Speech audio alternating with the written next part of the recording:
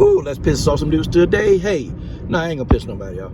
But Meatball Head Molly Mccann, has made an announcement and saying that she's gonna move down to Strawweight.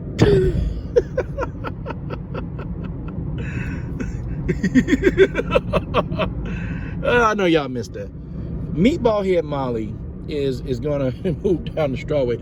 Man, I spit my water out. I was drinking some water this morning. I spit it out when I was reading it. And folks, look, here go the thing. I've told y'all that boxing is the most difficult discipline to transition over into MMA. It's just by far none. It's the most it's difficult, because boxing, you're hoping that the person will stand with you and trade with you hands, and you're hoping that person don't try to take you down and kick you. Like, boxing is difficult. And I rank my martial arts in order from greatest to least, on which one I think you actually have an easier time of transitioning into MMA. My number one martial art that I feel like that you'll have a better time transitioning into MMA is jiu-jitsu. If you are a high-level jiu-jitsu practitioner, then you just got to know enough striking to get close to a person, and then when you grab them and take them down, your jiu-jitsu, you'll be able to operate. I mean, back in the day, when I used to watch Strike Force, a lot of them jiu-jitsu guys, man, they ain't know how to strike, they ain't know how to kick. All they did was they got close to the person, they took them down, and they submitted them. Okay, that's what I used to see. I used to see that. I didn't see them guys with high-level striking. I just didn't see it. My second discipline that I feel like that will have you better prepared for MMA if you were to cross over is Sambo. To me, Sambo is similar to wrestling, but to me it's more aggressive. I just see, when I see people practicing Sambo, they just seem to be a bit more aggressive with these takedowns. My third discipline is wrestling. I figure if you can wrestle, you can wrestle, have enough striking to get close to the person. Now, you're not going to be a submission threat, but you're going to be able to get the person to the ground and do some ground and pound. Maybe you can save off a submission attempt. You can sit in the person's guard and just try to beat them and score points in the guard. I mean, you could do that. Okay, my fourth discipline is judo. Okay, now a lot of people are going to disagree with judo. Okay, judo, there are different ways you can get the person to the ground.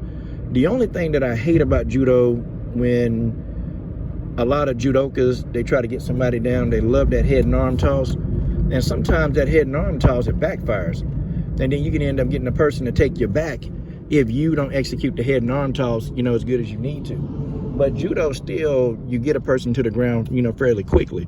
And and some martial artists, they say judo sucks. I don't know. I've seen some judokas who, they were very good. They're very good in MMA. I mean, Kayla Harrison had some success with judo. And let's be honest, Kayla Harrison striking and stand up, it wasn't that great. But her judo, that judo won her 95% of her matches. Then you had Ronda Rousey, who was a good judoka. I mean, Valentina Shevchenko is a black belt in judo. I mean, she uses judo. To me, it works. To me, it works. I don't know why some MMA people don't like it, but to me, it does work. What is judo? Judo is number 4. My fifth discipline is Muay Thai. Okay? I feel like Thai fighters, they're good at defending takedowns. Some of them are, sorry. I'm sorry. A lot of Thai fighters, they're very good at defending kicks, not takedowns. I take it back. They do takedowns in Muay Thai. They do takedowns. They're more so trips. Okay? Thai fighters are used to tripping people. And yes, sometimes they do work on the ground some. So Muay Thai, would definitely, to me, is the 5th ranking martial art to have you ready for any kind of MMA. The next one for me after Muay Thai is kickboxing. Okay, I think kickboxing will prepare you for MMA. I think kickboxing for me is number 6. Okay, I did a video on this. I can't remember where I got the video at, but kickboxing for me is number 6. Kickboxing, to me, you have no use of the elbows like you do in Muay Thai, but you still have a kicking game going on, and there's some things you can do. And probably I should have put karate. I should have put karate. Maybe I should have put that up a little bit higher. Okay, I should have put karate after Muay Thai, but karate, lots of kicks, lots of punching variations, You know, a lot of takedowns in karate for the black belts. They're pretty good at taking people down. Some of the kicks in karate are very, very good. Then after karate is taekwondo, and then finally is boxing. And maybe y'all can add some more in there, okay? But those are my martial arts. That's my order, okay? In my opinion, and how I view it. Now, the thing of it is, y'all, here's the thing. Molly Mccann was a boxer, and folks, I just put it out there, like, Molly Mccann could probably beat up an average person. Like, Molly Mccann can go and wrestle with an average person and probably beat that person's ass. But, you know, she was in there with Yulia Stolyarenko. I mean, this woman known for breaking arms and snapping people. Like she known for that. She known that's what she do. Yulia Stolyarenko is very high ranking. The average Joe Blow could talk all this junk about Molly Mccann, but Molly Mccann could whoop up on the average Joe Blow. She's just not good enough to deal with the 125 pounders. She's just not good enough. And, you know, Molly Mccann got some hands, you know, but to be honest, she's just not good enough. Just not good enough. I mean, it's just, she don't have enough of the skill set. You know, like, I don't know, you know, you want to see Molly, you know, get a clinch in there. Maybe Molly try a takedown. But her opponents know she's not going to go for a takedown. Okay, Molly not going to do it because, you know, she's afraid of being submitted. Okay, and I get that. You know, like Molly Mccann, she's very entertaining when she's fighting, like, strikers. If she can get in there with a striker, the UFC can definitely, you know, do a lot with Molly Mccann, but you got to put in there with a damn striker. You put in there with anybody that know any kind of jiu-jitsu, wrestling, sambo, she going to get her ass whooped. Every time she get in there with them type fighters, she get the shit, PG-13 challenge, get her ass whooped. Every time. And it's just nothing you can do.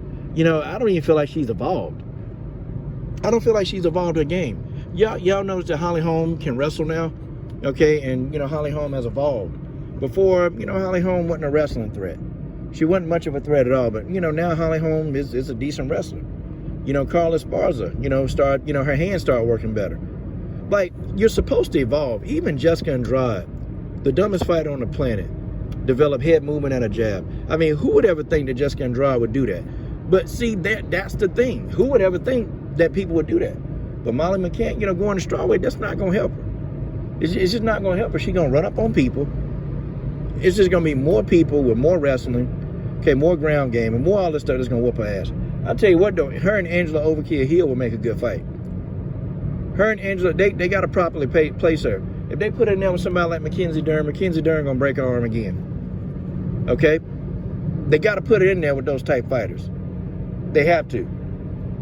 Because she ain't going to win. And I thought at one point she was retiring. I mean, what? She retiring now to come back to the strawweight division? Come on. And she fights Jean Mallet. Jean Mallet going to beat her from pillar to post, man. Jean Mallet will beat Meatball Mccann from pillar to post. What is she going to do, man? What is she really, really going to do? See, MMA is that type of thing. If you're not well-rounded, you're going to suffer. If you got some kind of a ground game, you can make it in MMA. Believe it or not, you can make it. Like, you know, check out Talita Bernardo. Like, she's resurrected her career, but she put some wrestling, she put a little bit of some jabs in her game. And now this woman went and won the Invicta Championship, and she's not even a traditional striker. That's not her. But you got fighters that completely, like, they resurrected their game. They resurrected it. Now, you got people like Bojangles who didn't need to wrestle very much because her takedown defense was so good. Bojangles had very good takedown defense, and she's an outlier. People like Bojangles are outliers. Like, they still succeed when they're lacking in the area because they're smart. Now, I don't like Bojangles, but she wasn't a dumb fighter. I mean, she's very smart in the octagon. Got very, very good fight IQ. Molly Mccann don't have good fight IQ. Like, she dumb in there. Like, Molly Mccann will come straight ahead and try to punch. And it's like, okay. I see, okay, guys, my Patreon is this, okay? It's you know, CSH Combat Sports, okay? I'll tell you guys when y'all can start registering. I'm going to do some of these breakdowns because I can put those breakdowns over on Patreon and I can show you the difference between a fighter like Bojangles and a fighter like Meatball Mccann. I can show you the differences. Like, why was Bojangles so successful and not having really that much of a ground game? I mean, I can show you the differences, the way Molly Mccann approached, you know, a wrestler, and how Bojangles would approach these people. I mean, you got to remember, Bojangles beat the hell out of Carla Esparza to take the belt. How was she able to do this? Because Carla was taking everybody down and mauling them to death on the ground. Carla was able to do this. How? How was Carla able to do this? I mean, how was Bojangles able to do this? Matter of fact, as a strawweight, I hate it. You know, Bojangles shouldn't have been a strawweight. I mean, she shouldn't have been a flyweight. As a strawweight, this woman could stop anybody from taking her down just about. It was almost damn near impossible for these people to get this woman off her feet. How was she able to do that? I'm going to definitely do a breakdown on that. Okay, I definitely will. But, you know, I don't think this is going to work out for Meatball Head. I don't think this is going to work out for Meatball Head, Molly. I just, folks, I don't see it. Like, I don't know. You trying to, you know, reinvent yourself? Reinvent what? You going to reinvent yourself? Reinvent the ass whooping? You can't reinvent an ass whooping. Either you can fight or you know how to fight. I don't know. I just don't think that, you know, I think her and people like Patty Pimblett, her running buddy, I just think they just, I don't know, they just good at selling. They good salesmen. They advertise to you that they're going to whoop somebody's ass, but really, after they done advertising, the ass whooping is on them.